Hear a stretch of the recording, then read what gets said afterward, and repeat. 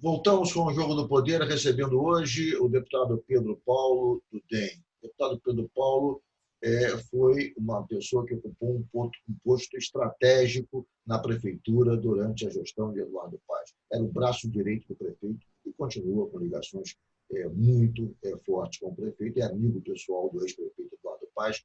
Eu queria saber como é que o senhor está vendo esse momento em que o Eduardo Paes se recoloca como candidato à Prefeitura do Rio, que tipo de expectativa o senhor tem, que tipo de visão o senhor tem dessa candidatura e das perspectivas eleitorais do Eduardo Paes nesse momento, nesse enfrentamento que me parece que será com o atual prefeito Marcelo Crivella.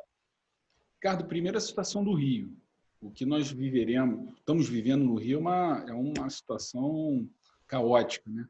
Se cidades passaram dificuldades, vem passando dificuldades na pandemia, o Rio passa dificuldades muito maiores. Outro dia eu estava conversando com o presidente do meu partido, ACM Neto, que é prefeito de Salvador, e ele me falava da quantidade de iniciativas que tinha a cidade, me falava dos resultados que a cidade teve durante a pandemia. Salvador tem 3,5 milhões de habitantes e teve 1.300, 1.400 óbitos. O Rio de Janeiro tem 6,7 milhões de habitantes, já chega a quase 11 mil óbitos. O Rio de Janeiro, o resultado do Rio de Janeiro, os problemas que nós enfrentamos aqui, e principalmente pela liderança local, ou a falta de liderança do Crivella, nos traz um cenário absolutamente caótico.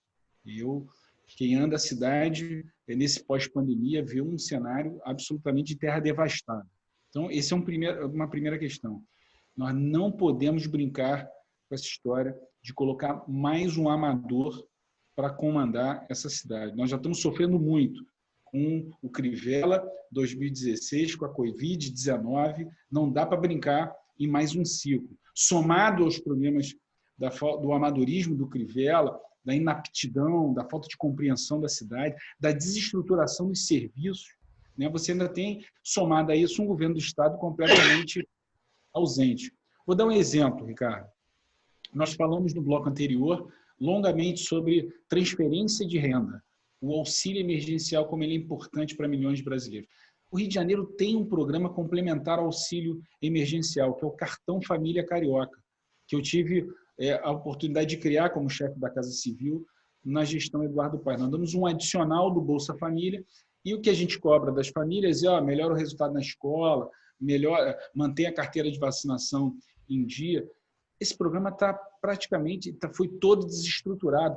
Nesse momento que ele tinha que ser aumentado, né? Que ele tinha que atingir mais famílias, nada foi feito. Vou dar outro exemplo.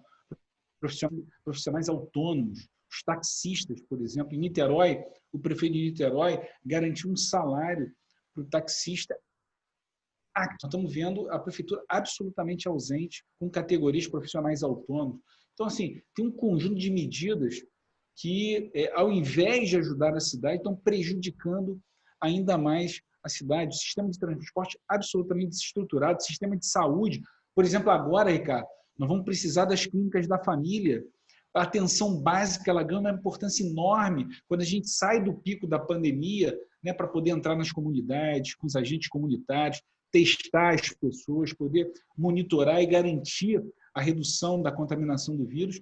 Aí você vê as clínicas da família com salário atrasado, equipamentos absolutamente obsoletos, os hospitais que ele tanto reclamou, que nós municipalizamos também, estão absolutamente destruídos. Então, o cenário é um cenário de destruição da cidade. Então, a gente não pode brincar, por isso eu boto muita fé na candidatura do Eduardo e acredito que o Eduardo é a pessoa certa no momento certo. Acho que o Eduardo tem, no momento mais difícil da cidade, fazer o seu melhor governo, né? Então, eu acredito muito fazendo uma costura grande de partidos para poder criar essa frente em favor do Rio de Janeiro. Como é que o senhor vê essa expectativa do prefeito Crivella de conseguir o apoio de parte do bolsonarismo, da família Bolsonaro, agregando os filhos do Bolsonaro no seu partido e tal, a ex-esposa também do presidente, e falando da possibilidade de ter a ex-esposa, agora fala-se também numa deputada federal da Major Fabiana, do PSL, diante da reaproximação do presidente com o PSL. Mas, em síntese, é o seguinte: como é que o senhor vê a possibilidade de enfrentar, nessa eleição, o seu grupo político acabar, de certa maneira, enfrentando a força do bolsonarismo, que tem expressão ainda, e agora se fortaleceu por conta do auxílio emergencial, e tem expressão nas redes sociais, enfim, é um enfrentamento que parece que pode ser renhido. Ou o senhor acredita que vai prevalecer a realidade local da análise do mau resultado produzido pelo governo Crivella, e esse confronto vai se dar de maneira mais objetiva ou vai ser tomado através de uma queda de braço entre forças políticas, de um lado, Eduardo Paes, o presidente da Câmara, Rodrigo Maia, o senhor, e de outro lado, o bolsonarismo? Eu acredito que o presidente Bolsonaro devia pensar 2 vezes em apoiar o Crivella, porque um prefeito que tem uma rejeição de perto de 70%, né, é algo que não deve se estar próximo por conta desse dano à imagem de um presidente que busca tentar recuperar a sua aprovação, melhorar seus índices de aprovação. Em segundo lugar, Ricardo, o Crivella nunca disputou uma eleição majoritária com menos de 18%, no mínimo 18% de intenções de voto. Em 2016, eu fui adversário do Crivella em 2016, a campanha para prefeito, o Crivella largou a eleição com 21% e terminou no primeiro turno com 25%.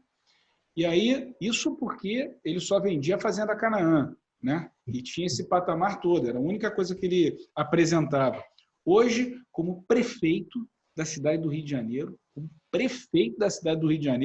ele não tem 10% das intenções de voto. Então, 10% das intenções de voto, sendo prefeito com 70% de rejeição, eu acredito que o presidente Bolsonaro devia pensar 2 vezes, até porque eu também tenho a convicção que a população diferencia o que significa o presidente Bolsonaro, a imagem do presidente Bolsonaro, a imagem do Crivella. Eu acho que as pessoas não têm a compreensão de que a cidade vai muito mal, e acredito que será um erro nacionalizar essa campanha quando os problemas que nós estamos vendo agora são gravíssimos, Ricardo. Isso não é brincadeira. Todo o trabalho que nós estamos construindo em relação à candidatura do Eduardo como o que a gente tem escutado nas ruas, o que a gente tem debatido sobre propostas para a cidade nesse momento de pré-campanha, são medidas urgentes que vai se discutir na campanha em relação à volta às aulas, volta à aula presencial, não volta à aula presencial, como é que fica o ano letivo, como é que se garante o retorno seguro. Essas serão as discussões, né? Como é que vai, como o espaço público vai ficar. Então, eu acredito que isso é que tem que se discutir, não o cenário nacional. Perfeito, deputado. Nosso tempo se esgotou. Foi um prazer enorme recebê-lo hoje, nessa noite, aqui no Jogo do Poder. Muito obrigado por sua entrevista mais uma vez. Obrigado mais uma vez, Ricardo, a todos que nos assistiram até agora do Jogo do Poder, sempre à disposição de vocês. Um abraço para a família. Muito obrigado também, a recíproca, um abraço à tua família e a todos aí. Um grande abraço a você, telespectador, que nos acompanhou pela rede CNT de televisão. Voltamos no próximo domingo, à meia-noite. Eu quero novamente contar com a sua audiência na próxima semana. Até lá e boa semana a todos.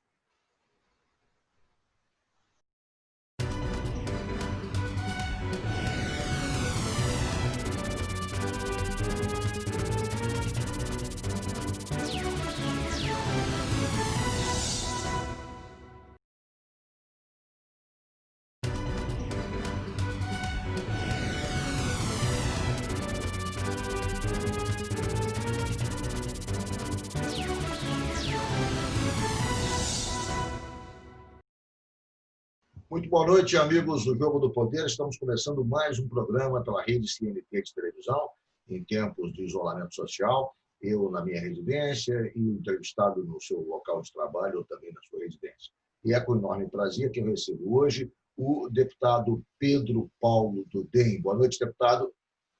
Boa noite, Ricardo Bruna. Mais uma vez, um prazer estar aqui falando com você no Jogo do Poder e para todas as pessoas que nos assistem.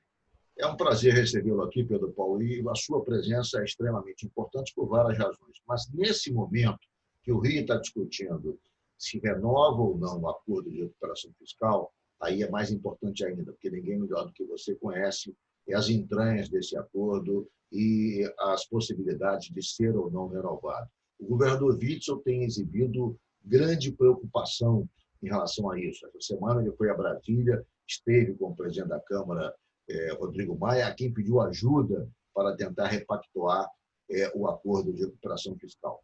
Eu queria que você me dissesse, na sua avaliação, que acompanhou, que participou da formulação da lei, que ensejou a criação do acordo de recuperação fiscal, qual é a possibilidade real do Rio ficar dentro ou fora, de ser renovado ou não esse acordo a partir agora do mês de setembro, que é a data limite para ser renovado por mais 3 anos?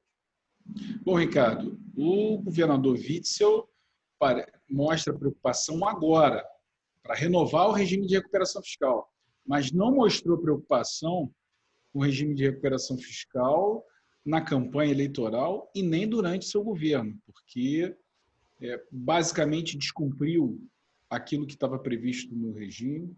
Aliás, ficou quase esse tempo todo criticando o regime de recuperação fiscal, ignorou, por exemplo, todos os compromissos que tinham de contrapartidas e vedações do controle de despesa, fez ali um bloqueio ou outro, mas não enfrentou, como outros governadores estão enfrentando.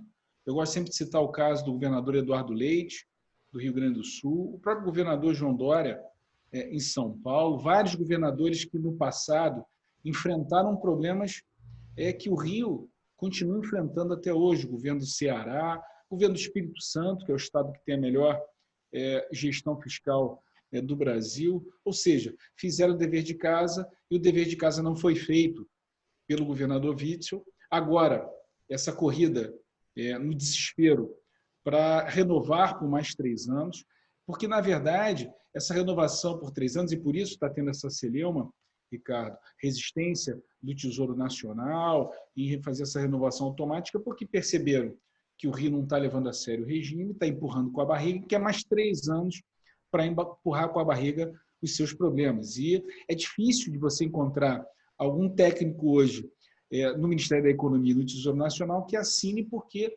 é impossível o Rio cumprir as bases do acordo que foram assinadas em 2017 nos próximos 3 anos. Pedro Paulo, quais foram os pontos objetivamente que não foram cumpridos? Quer dizer, tinha que economizar tanto, não foi economizado. Tinha que cortar tanto, não foi cortado.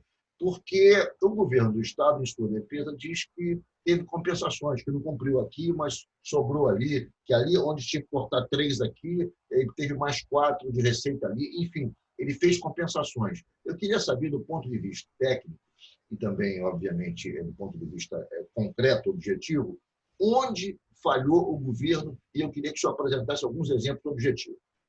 Vamos lá. Eu vou dar um exemplo prático para as pessoas entenderem, Ricardo. Essa história das compensações, que enfrentou o problema agora. É como se a gente tivesse 10 quilos mais gordo, tá? Tínhamos que perder 10 quilos, a gente engordou mais 2, ficamos com 12 quilos. Aí depois perdeu 2, voltou para 10 e a coisa continua da mesma forma. Então, isso foi aquelas compensações que há pouco tempo ameaçaram até o Rio sair do regime. Sim, quase saiu, mas não chegou a sair. Houve uma celeuma enorme, e aí o secretário de Fazenda, Guilherme Mercedes, apresentou alguns dados que eram compensações, e a partir dessas compensações ficou uma diferença ínfima de poucos 20 milhões, algo insignificante, que foi superado. E 600 milhões que eles compensaram é exatamente o 2 quilos a mais que eu falei. Aí voltou para 10 quilos.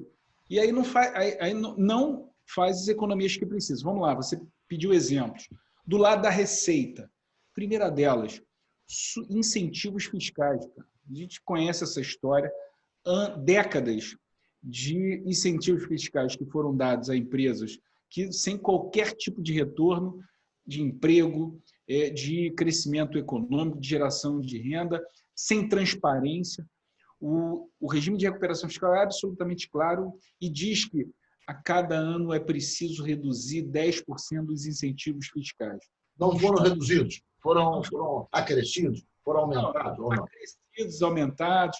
Toda hora tinha ali que a gente chama uma cafuningada aí, que iria aprovar um incentivo e vinha o conselho e também a fiscalização nossa para que o Estado revesse. No final do ano passado, o governo Witzel quis dar uma isenção fiscal ao setor de gás por até 2030. E houve um grande movimento para que ele pudesse voltar atrás, e voltou atrás, e queria fazer isso por decreto.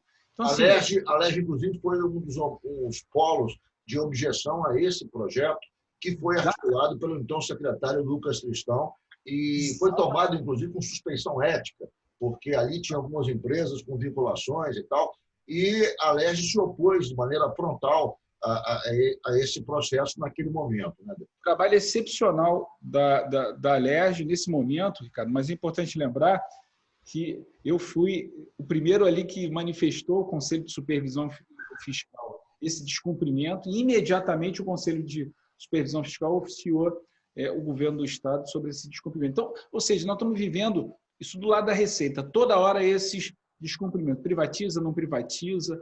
O Estado do Rio de Janeiro tem até hoje gráfica pública, Ricardo. Gráfica pública. E não se desfaz dessas empresas. Isso é outra vertente de receitas que poderiam estar ajudando esse abatimento, resolver esse problema, e não se faz. Isso do lado da receita. Do lado da despesa, é preciso enfrentar as despesas obrigatórias. Isso é um debate nacional, isso é um debate estadual, isso é um debate já nos municípios. A gente tem muita despesa que foi engessada por lei, que está obrigatória no orçamento, ano após ano, e não se enfrenta. Tem que enfrentar a questão da despesa de pessoal. Não tem jeito. O Estado, ele privilegia poucos servidores e trata muito mal a maioria dos seus servidores. Por exemplo, hoje o Estado do Rio de Janeiro não consegue fazer um plano de cargos e salários para os funcionários da saúde, que ganham em média cerca de R$ 1.800, R$ 2.000, mas tem fiscais de renda, procuradores, que ganham praticamente todos eles acima do teto. Então, não enfrenta... Enfrentar a questão do servidor público seria promover corte nesse momento, deputado Pedro Paulo? Como é que se faria esse enfrentamento? Promover ajuste, trazer justiça, reduzir privilégios. A gente conhece isso, Ricardo.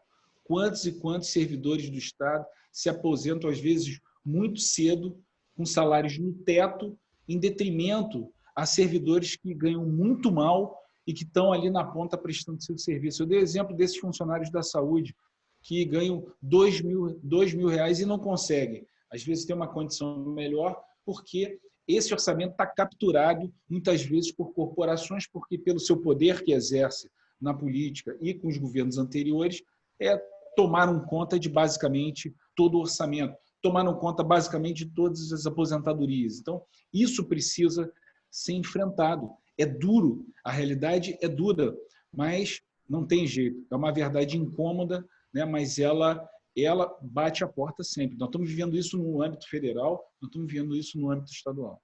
Agora, há uma questão na Receita do Rio de Janeiro, de modo geral, que é a questão petróleo. E a questão do petróleo, o petróleo em si é muito volátil, há variações de preço a todo momento, em função da conjuntura internacional, em função da geopolítica mundial, e nós tivemos variações nos últimos tempos em relação às receitas provenientes dos royalties, variações a maior e a menor. Quando cresceu a receita dos royalties, me parece que deu um certo respiro, uma lufada de esperança no governo, que passou a não enfrentar isso de maneira mais rigorosa. Quer dizer, como é que fica essa questão do petróleo? Até que ponto a questão do petróleo, aumentando a receita em algum momento, pode contribuir, ou contribuiu de maneira efetiva, para que o governo amenizasse os seus cortes? Olha, na verdade é recorrente isso no Estado do Rio de Janeiro. As receitas de royalties significam, em média, ao longo dos últimos anos, 1/3 das receitas do Estado. Tem esses ciclos, essa alta volatilidade. Nós vivemos em 2016 uma grave crise, além dos problemas de corrupção. Nós vivemos também problemas com a volatilidade do preço do barril, dólar. Chegou ao piso o valor do dólar, do barril, do Brent, e isso impactou diretamente as contas do Estado e ajudou o Estado a entrar no momento de calamidade. Agora, nós vivemos também, há pouco tempo, preços muito baixos, crise no mercado internacional, e, mais uma vez, nós estamos recuperando, né, o preço do barril, abrindo o mercado do petróleo, mudando o modelo que veio do passado, que eu acredito que foi o erro do governo Dilma, de fechar o mercado de exploração do petróleo, do pré-sal, para uma abertura desse mercado. Quando o Rio começa a recuperar suas receitas, vem uma outra crise internacional, agora já voltou a recuperar, mas essa volatilidade é muito crítica para as contas do Estado do Rio de Janeiro. Porém, aí vai mais uma crítica direta à condução por parte do governo Witzel, viveu um período no seu primeiro ano onde o preço do barril do petróleo estava se recuperando. E o incremento nas receitas do Estado foi muito grande. Foi 6 bilhões a mais de receita inesperada proveniente do petróleo. Foi isso, deputado? 6 bilhões a mais no ano passado, mas se você trouxer um pouquinho mais para o passado, elas estavam já aumentando muito. Então, se eu não me engano, desde janeiro de 2017, quase 13 bilhões a mais nos cofres do Estado. Então, isso, mais uma vez, provocou um relaxamento no dever de casa de melhorar a receita e de reduzir despesa. Tem uma questão, e eu me lembro que falei isso no outro programa que estive com você, Ricardo, o tamanho da máquina estatal do Rio de Janeiro não cabe dentro da economia que nós temos. Isso ainda vai ficar mais crítico ainda depois da pandemia. Então, nós precisamos enfrentar essas questões e não adianta empurrar mais com a barriga. Por isso que eu apresentei, Ricardo, um projeto para dar uma segunda chance para o Rio, que é ampliar o prazo de cumprimento do regime de recuperação fiscal para 10 anos, mas, ao mesmo tempo, esse projeto ele é mais rigoroso com as contrapartidas, com as vedações, muito mais específico em relação às vedações, e com as punições. A gente estava falando um pouquinho antes sobre essa história do Rio. Descumpriu algumas regras do plano, aí compensou com receitas adicionais e tal, mas a ameaça que tinha naquele momento, se não arrumasse a compensação, era o Rio sair do plano do regime de recuperação fiscal. Essa é uma medida muito dura e que nunca acontece. Então, o que nós estamos fazendo nesse projeto que eu apresentei, que é o Plano Mansueto Ampliado, que eu apresentei no início desse ano, é que ele permite que tenham punições severas, mas não necessariamente a saída do plano, para você poder ter um gerenciamento melhor do cumprimento do regime na medida em que ele tem um prazo estendido para 10 anos. Eu vou fazer um rápido intervalo, o Jogo do Poder volta em 1 minuto, hoje com o deputado Pedro Paulo do DEM. Voltamos já pela rede CNT de televisão.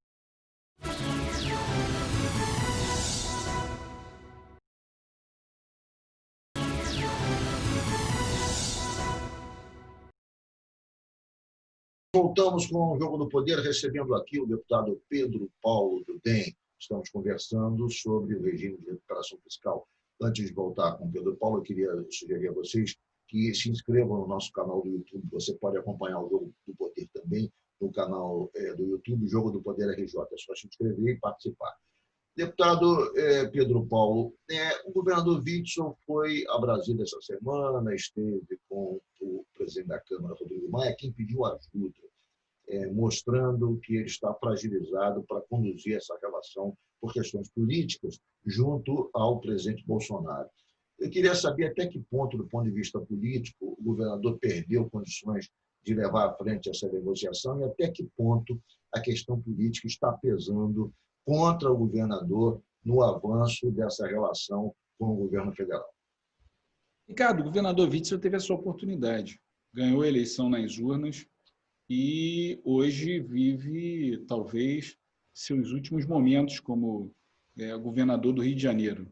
Teve a sua oportunidade, não apresentou. Peraí. Eu quero que te explique um pouco melhor isso. Está vivendo os últimos momentos, por quê? O que vai acontecer daqui a pouco, deputado? O senhor está falando que ele vai estar vivendo os últimos momentos à frente do governo. O senhor acredita que ele vai sair do governo agora, é isso? Eu acredito que é muito difícil reverter esse processo na Assembleia Legislativa, até porque há um conjunto de suspeições ainda em relação ao governador do Rio de Janeiro. É uma situação muito delicada e, na minha opinião, de muito difícil reversão. E essa fragilidade política foi perdida no primeiro dia da vitória que o governador Witzel teve em 2018, quando, ao vencer a eleição, ao invés de se dedicar ao governo do Estado, se dedicou a construir uma candidatura a presidente da República. Na verdade, fez uma campanha e virou governador, né? Vendendo para o eleitor a sua proximidade com o presidente Bolsonaro, e no primeiro dia vira adversário do presidente Bolsonaro. Isso está custando um preço muito caro para o Rio de Janeiro, porque uma coisa são as discussões eleitorais, outra coisa é governar, e governar tendo o governo federal como parceiro, e principalmente o Rio de Janeiro, que precisa muito na situação que está agora. A única coisa que nós não podemos ter é enfrentamento com o governo federal. Se já não é razoável para o Rio de Janeiro, pelas suas questões históricas, o Rio de Janeiro foi capital, tem uma presença federal no estado e na cidade como nenhum outro ente federado tem, além, diferente do Distrito Federal. O Rio de Janeiro não pode ter esse conflito permanente com o governo federal, e nós temos um governador que foi eleito em parceria com o presidente, que no primeiro dia, não é no mandato, não, primeiro dia eleito, coloca a sua candidatura para presidente da República. Isso é um problema muito grave. E nessa situação que vive hoje, o governador tem profunda dificuldade para conduzir esse processo político na Câmara dos Deputados. Essa é a minha opinião. Acredito que seja mais fácil deixar a parte técnica continuar essas discussões, porque essa movimentação, acho que ela até prejudica. É muito melhor nós vermos, por exemplo, na Câmara, pedidos como do governador do Rio Grande do Sul, como governador do Ceará, como governador de Goiás, para que nós possamos aprovar o projeto que permitirá adequações ao regime de recuperação fiscal, ajuda aos demais estados, porque fizeram o dever de casa e que estão fazendo ajustes duros, enfrentando politicamente aquilo que o Rio de Janeiro não enfrentou. Eu acredito que tem muito mais legitimidade para pedir aos deputados essa aprovação dessa lei do que o governador Witzel nessa situação. Deputado, a questão da renovação está colocada. Agora, no mês que vem, haverá uma definição se vai ser renovado ou não. Queria analisar alguns cenários. Se não for renovado, é uma catástrofe, mas até dezembro me parece que não será o pior dos mundos, porque você tem aí uma rede de proteção, que é aquela legislação que foi aprovada pela Câmara, de apoio aos estados por conta da pandemia. Então, ela vai até dezembro. Então, ainda assim, o governo não teria que pagar imediatamente as despesas da dívida, enfim, teria algum tipo de proteção. Eu queria saber se é isso mesmo, qual é a sua análise, quer dizer, qual é o cenário para o Rio de Janeiro se, eventualmente, o acordo de recuperação for rompido ou não for renovado, melhor dizendo, a partir de setembro. De forma muito resumida, Ricardo, renovar em setembro, por mais 3 anos, o regime de recuperação fiscal. Na minha opinião, é empurrar com a barriga. O problema é porque o Rio não tem nenhuma condição de cumprir as cláusulas do regime, o ajuste que foi pactuado entre União e governo do Estado em 2017. Segundo cenário, é um cenário onde não renova o regime e o Estado passaria a ter os efeitos da Lei Complementar 173. Sim, a lei que amparou os estados e municípios por conta da pandemia. Isso, eu fui o relator também, e ela prevê a suspensão do pagamento das dívidas até 31 de dezembro. Ou seja, nós não teríamos, nesse momento, que pagar a dívida. Ainda teríamos um prazo até dezembro para tentar equacionar uma solução. Exatamente. A terceira possibilidade, que eu acredito que vai... Uma das possibilidades que eu acredito que vai acontecer com essa suspensão das dívidas, por conta da lei complementar, é a busca desesperada do governo do Estado de conseguir alguma liminar no Supremo para que essas dívidas fiquem suspensas por prazo indeterminado. Os estados já fizeram isso, alguns estados já obtiveram essa vitória. Quer dizer, pode ser um caminho para o governo do Estado, então, sair da recuperação fiscal, cair na proteção dessa lei que prevê auxílio aos estados até dezembro, e, nesse intervalo de tempo, conseguir uma liminar que impeça que o livre do pagamento imediato das parcelas da dívida, como já obtiveram alguns estados. Minas Gerais, me parece. Né? Minas, Goiás, Rio Grande do Sul. Antes de nós aprovarmos a Lei Complementar 173, a gente tinha perto de 11 estados já conseguiram algum tipo de liminar que suspendesse pagamento de dívidas com a União. Isso é uma solução paliativa, sim, e continua o problema sem ser resolvido. E o outro cenário, que eu acredito que é o mais racional, que é o que deve prevalecer Ricardo. Nós aprovamos o PLP 101 em 2020, que é da autoria do deputado Pedro Paulo, que você Mas entrevista. como é que está esse projeto e quando seria a expectativa de aprovação? Porque me parece que tem algumas mudanças significativas. Eu estive dando uma olhada em algumas matérias que você falou sobre ele.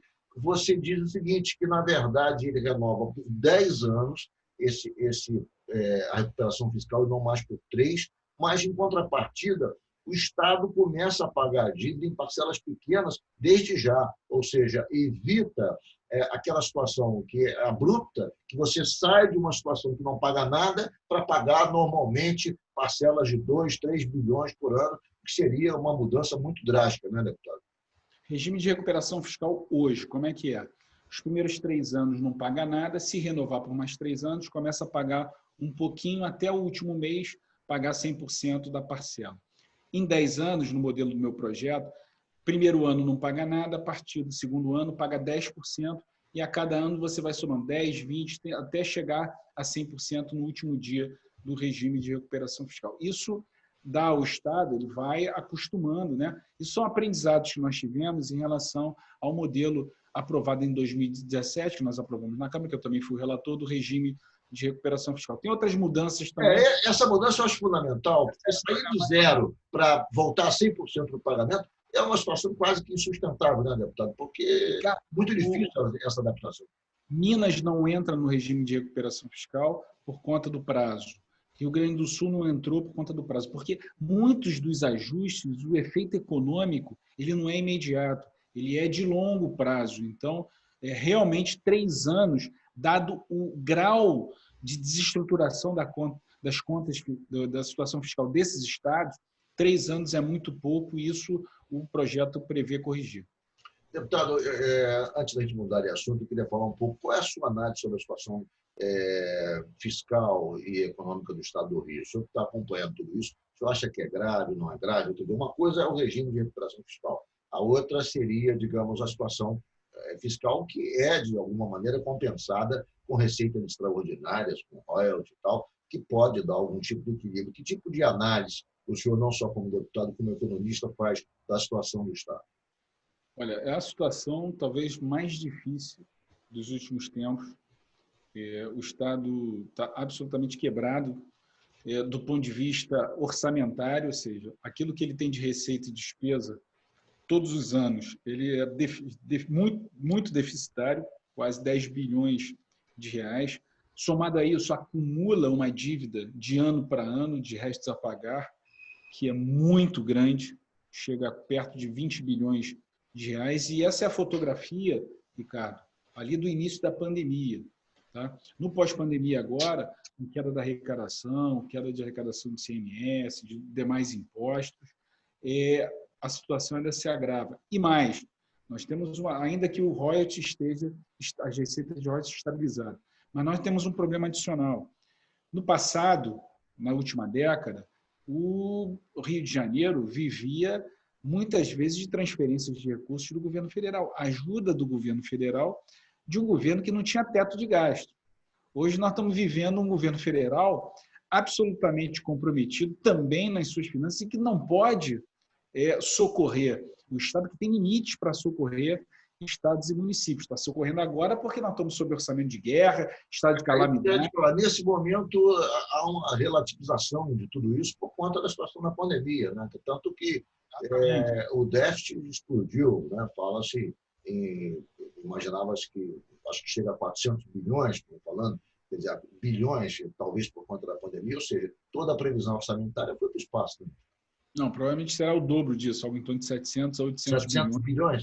Falaram em dependendo 700 bilhões. Antes da pandemia, falava-se que talvez houvesse um déficit de 30, né? Não, o programado era algo em torno de 110 bilhões de déficit primário, tá? Mas com a perspectiva de ser menor por conta, principalmente, da queda dos juros, né? Que tem um impacto muito forte no consumo de gasto público. Então, continuaria esse ano 110 bilhões, quer dizer, se não houvesse a pandemia, a previsão era essa. Podia ser um pouco menor, né? Um pouco menor. Então, a tendência é que o o resultado primário seja muito elevado, ele pode ser ainda mais elevado, dependendo, por exemplo, se nós estendermos o auxílio emergencial de R$ 600 até dezembro, se houver, por exemplo, uma extensão do auxílio a estados e municípios. Então, o déficit pode chegar quase na casa de 1 trilhão, dependendo da extensão, da renovação dessas medidas que foram aprovadas emergenciais durante o período da pandemia. Ok. Vamos a um rápido intervalo. O Jogo do Poder volta já já, hoje com o deputado Pedro Paulo do DEM. Voltamos em 1 minuto pela rede CNT.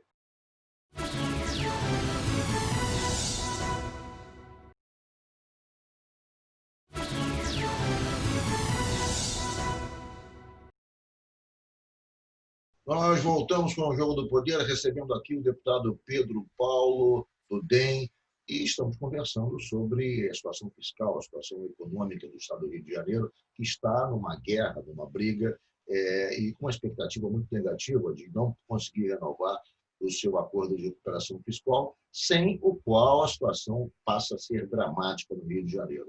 Antes de voltar ao deputado, eu quero mais uma vez reiterar para você se inscrever no nosso canal do YouTube, Jogo do Poder RJ, e pode nos acompanhar também pela rede CNT e pelo nosso canal do YouTube, Jogo do Poder RJ.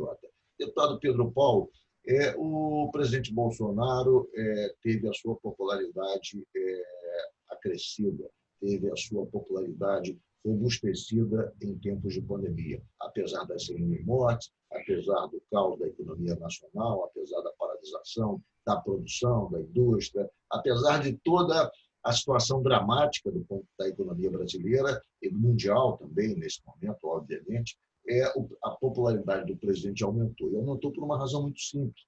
O presidente está concedendo aos brasileiros, a 60 milhões de brasileiros, o auxílio emergencial de R$600. E, para uma parcela bem significativa de mães solteiras e chefes de família, chega a R$1.200. Pessoas que recebiam R$190 do Bolsa Família passaram a receber R$1.200. Obviamente que foi uma injeção de recursos muito grande, muito significativa, que fez disparar a aprovação do presidente. Bom, diante disso, ele não quer perder esse apoio e quer renovar o Renda Brasil, quer criar o Renda Brasil, renovando esse auxílio, fala-se em R$250, não mais 190, mais 250, 300, a Câmara quer 600.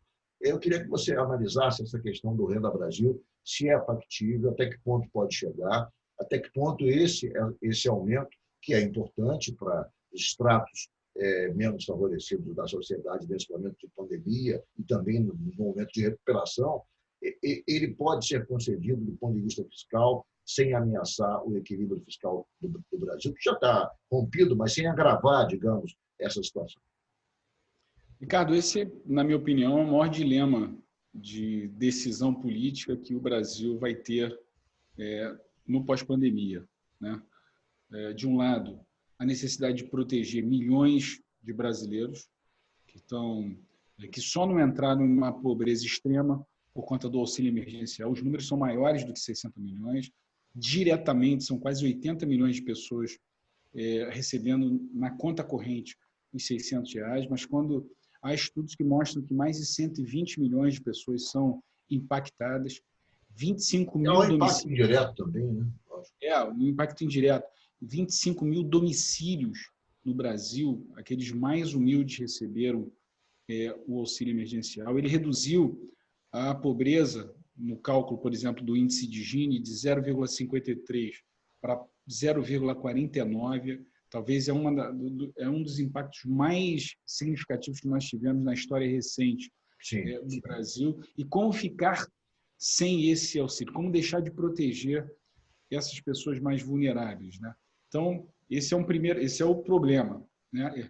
Mas tem uma outra questão: como sustentar um programa que custa perto de 50 bilhões de reais por mês, e até agora já custou cerca de 250 bilhões de reais ao Brasil, né? Talvez, e mais, um custo enorme e uma situação fiscal absolutamente difícil do ano que vem. Por exemplo, ano que vem nós estouramos o famoso teto de gastos. Quer dizer, o Estado brasileiro, a União, que não tem recursos para manter os orçamentos que deram esse ano para os ministérios, não tem recursos para ter investimentos, como é que acresce uma despesa dessa monta no seu orçamento? E não adianta, Ricardo, o dilema do teto de gasto é o seguinte, não adianta encontrar receita. Mesmo que o Brasil tomasse a decisão de acabar com metade dos seus incentivos fiscais, né, que custam hoje cerca de 340 bilhões de reais para o Brasil. Não adianta, porque não adianta crescer receita, porque o teto ele limita a despesa. E a despesa está no teto. Então, é preciso... Por isso que tem aquela frase famosa, né, do ministro da Economia, dizer o seguinte, ó, não adianta abrir o teto, tem que cavar o piso. Né? Por isso que tem que encontrar uma solução na redução de despesas, decisões duras que precisam ser tomadas para você poder encaixar o Renda Brasil, o futuro Renda Brasil, para proteger esses momentos. O Congresso quer mais que 250, né, deputado? Quer dizer, na verdade, eu tenho... O Congresso quer mais do que... O Congresso queria... Na verdade, a ideia do auxílio emergencial não foi uma ideia do governo Bolsonaro. Não, o governo Bolsonaro queria dar R$200 e passou a ter 600 numa articulação do Congresso com participação do presidente da Câmara, Rodrigo Maia, o senhor também participou, enfim, houve uma articulação política de vários setores da Câmara que garantiram R$600, depois o governo acabou aceitando a proposta. Né? O governo não queria sequer dar um auxílio. Quando nós começamos a discutir o auxílio, que falou essa história dos R$200, e nós empurramos R$600. Né? Na renovação, o governo federal, mais uma vez, já queria falar a história da escadinha. Né? E nós, mais uma vez, garantimos os 600. E acredito que isso vai acontecer na extensão até dezembro. Mas não estamos falando de um ano onde, mais uma vez, orçamento de guerra, estado de calamidade... Você acha que até dezembro continua 600? Eu acredito que dezembro é razoável que nós continuemos protegendo esses milhões de brasileiros com os R$600. A partir daí, e até nos dará tempo para poder construir uma proposta que seja responsável e que possa, no médio e longo prazo, né, ser sustentável, ser possível. Agora, existe um dilema político. Né? Criar uma renda dessa e ainda terá que ser uma renda substitutiva ao Bolsa Família. Não adianta imaginar que vai poder conviver Bolsa Família, Renda Brasil... Eu acho que incorpora. Na verdade, eu li uma declaração do ministro Paulo Guedes e também do presidente Bolsonaro, dizendo que vai incorporar 6 milhões de pessoas ao Bolsa Família, que hoje tem 14 milhões de inscritos, passaria a 20, 21 milhões de pessoas que seriam beneficiárias diretas do novo programa Renda Brasil. Agora, o outro dilema político, né, também, ao criar o Renda Brasil, isso vira um presente eleitoral para o presidente Bolsonaro. Claro, ele tem que abstrair.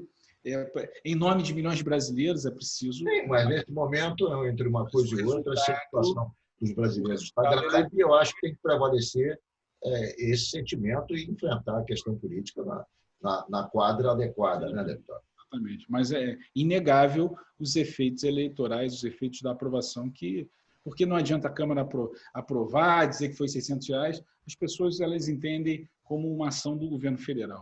Tanto é que ele elevou a popularidade do presidente. Ele pensando que na Bolsa Família, que muitos criticavam na época e tal, R$190, imagina, tudo bem que não havia pandemia, né? Óbvio que uma pandemia, a necessidade é muito mais grave, muito mais premente, muito mais trágica do que antes, quando a situação era também de pobreza, mas uma pobreza histórica que se concentrava em estratos da população que foram atendidos com o renda, com o programa Bolsa Família. Vamos, então, agora fazer o intervalo, deputado. E eu queria voltar no último bloco para a gente falar um pouco do Rio de Janeiro, falar um pouco da cidade, falar um pouco da eleição municipal. O candidato do seu partido, o DEM, é o ex-prefeito Eduardo Paes, e o senhor tem ligação próxima, muito próxima, é um dos principais auxiliares do deputado, um dos principais assessores, amigos, também amigo pessoal do deputado. Portanto, o senhor pode nos revelar como é que está essa articulação, como é que está o avanço da candidatura de Eduardo Paes. Nós voltamos em 1 minuto pela rede CNT de televisão.